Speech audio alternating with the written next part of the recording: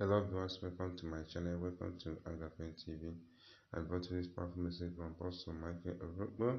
This message, you are going to learn a lot from this message, and it's going to bless you mightily as you listen. Please don't forget to subscribe to our channel, click the button at the screen. Thank you. There's a contention in the realms.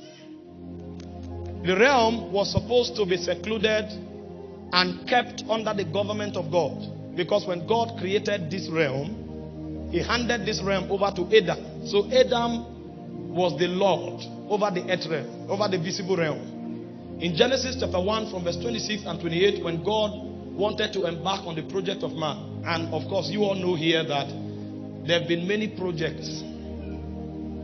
There are many things many projects God have executed in ages past. When you get into the heavens and you see the creatures that are there, you will know man is the youngest of God's creation. A study of the book of Revelation chapter 4 and chapter 5 will open your understanding to some of the ancient things that happened before time itself began, in the eternities of God. Certain creation enterprises were carried out, and civilizations were formed, governing systems were established, and divine orders and protocols were instituted. And so on the strength of that, we saw the legislators that represented those ages and those creations that were working with God before it became necessary for man to be created. And so when John was carried to heaven, he saw 24 thrones. And on those thrones, he said, there were seated 24 elders. And so before man was created, the civilizations of God is already ancient. That some of the creatures that have walked with God from eternity past have already taken upon themselves the designation of elders. Now the question you ask yourself is, if eternity is not a realm governed with time, what is the credential of becoming an elder? Because you are not walking in a realm that is governed by Chronos. There's no time reference in that realm. The realm eternal is a realm that is governed by the presence, the life, and the glory of God. So what makes a creature become an elder? When you study 1 Timothy chapter 3 from verse 1, you will know that eldership has to do with character alignment. And so these creatures are the creatures that mirror God the most. So when you look upon them, their dimensions are an effulgence of the essence of God. And so their age is not in time, it's in light. Now when you are done with those elders, you'll still find other entities. Because why John was weeping? Because he saw the outcome of the human race. And he saw there was no hope for man. And he began to weep in heaven. And he said, a strong angel spoke to him and said, weep not. So after the elders, there are other angels that are called strong. Now what is the credential for strength in the spirit? So there are many creatures in Zion. And Paul, being a wise master builder, an architect of the spirit realm, decided to give us the strata of the spirit realm. And so in Colossians chapter 1 from verse 15, when Paul began to speak, he said Jesus is the first, because all things derive from him. And then after Jesus, he began to give us spiritual stratification. And the first thing he said was, they are thrones. That's why you see the 24 elders are recognized by the thrones they sit on. Because the highest rank in the realm of God is the rank of thrones. And only elders sit on thrones. Then when you are done with thrones, you now have what you call dominions. When you are done with dominions, you have what is called principalities. When you are done with principalities, then you have what is called powers. Then you have angels. Paul was the one giving us this strata in the spirit. So elders are occupants of thrones in the spirit. They co-rule with God.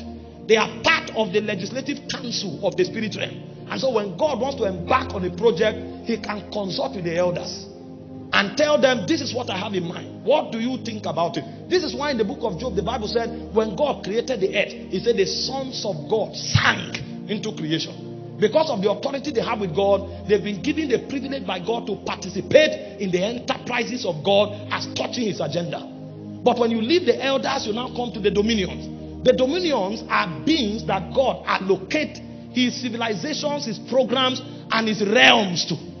And so while an elder is an occupant of a throne, a dominion is a possessor of a realm. And so when God created Adam in Genesis chapter 1 verse 28, he said, let them have dominion. So what God was doing was to establish Adam as one of the ranking princes in Zion. And what will give Adam the credential to participate among the princes in light is for him to become a possessor of a realm of God. And so the earth realm was wielded to Adam. And after the dominions, you have the principalities. The principalities are the functionaries that are sent. So when God wants to conquer, he sends principalities. Because the word principality means first in rank. So they come first into a territory. They are like the ecclesia of the spiritual. And then you have the powers. The powers are the ones who come to establish the will of God in a territory that the principality has conquered. Now, the point I'm trying to make is this. When the earth realm was wielded to Adam, Adam was supposed to be the only lord of the earth realm. But unfortunately, he didn't realize that what he was doing was part of an ancient civilization. There is a government in the spirit that extends into the visible realm. And he was saddled with the responsibility of representing that realm on behalf of God. And so another dominion that lost its place in Zion came into the garden in the guise of a serpent. And he began to trade power with Adam. He found a loophole in his soul and traded on the strength of his lust. And when Adam did not realize the essence of his operation in the garden, he decided to sell the earth realm for his appetite. And so from that day onwards, the earth no longer had one Lord. In fact, in 2 Corinthians chapter 4 verse 3, the devil was called the God of this world. And so because the devil has become the God of this world, there's a contention about the will of the spirit that will find expression. And so while God is trying to find expression on the earth realm to establish his dominion, there's another creature that has collected the authority of Adam and is also establishing a parallel government. And so when God begins to give us prophetic insight into what he wants to do, he also gives us insight into what the Lord of the parallel government is doing. So we can be fortified with discernment in order to know how to order our step in a world that there is contention between spirits. The things that happen in the natural realm is a product of the politics of the spiritual realm. There are princes in light contending to establish the dominion of Abba. And there are other princes in darkness also trying to establish the dominion of the new God of this world. And so why God is giving us a word for this year is to help shield us from all of the invasive strategies of the dominion in darkness. Because if this prophetic word does not come, we will be without a covering. We will become porous because we are not the only beings here. Every time you say thy kingdom come, it's a declaration of war. Because another spirit is establishing another kingdom.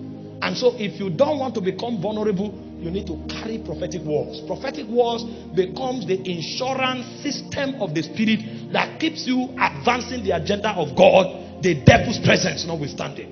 And so when God told us it's a year of establishment, we are also aware that the devil is doing something. Because there are many laws on the earth realm. There are many wheels, there are many policies, there are many protocols, there are many agendas that are being targeted to be fulfilled on the earth realm. And so for a man to fulfill God's agenda on the earth, he needs a prophetic word. So the idea of the prophetic word is not a church tradition. The idea of the prophetic word is a covering system that God creates for different tribes in the kingdom because of the unique assignment he gave to those tribes. There are persons who think that the New Year word should be the same in all churches. No, it can't be the same. We don't have the same agenda. We are going out to win souls. And so we are going to be invading different territories. There's another tribe in the spirit that God will tell them not to go out, but to sit in the tent and establish people. The guy who is going out needs a different weapon from the guy who is in the tent. And so the word God will give the guy who is going out will be different from the word God is giving the one who will sit in the tent. This is why the New Year messages are not the same. It's not because we are not hearing from God. It's because our assignments are different. And so the words we require for covering will be different. In Psalm 107 verse 20, he said he sent his word and he healed them and he delivered them from all oppression, because there will be activities of darkness, and as we begin to approach the end of the age, this activity will be intensified. And because this activity will be intensified, you cannot go forward without a prophetic word. In Galatians chapter 1 verse 4, the Bible calls this age an evil age. This age is an evil age. In Psalm 74 verse 20, he said the dark places of the earth are the dwellings of the habitations of cruelty. And so there is cruelty in the dark places of the earth. And then you ask yourself, where are the dark places of the earth? You would think it's a packet of different locations. No. Isaiah 60 verse 1 said, the whole earth will be covered with darkness. And it said, gross darkness will cover the people. So everywhere on earth is the habitation of cruelty. The reason you will excel is because you have a word that has become a light.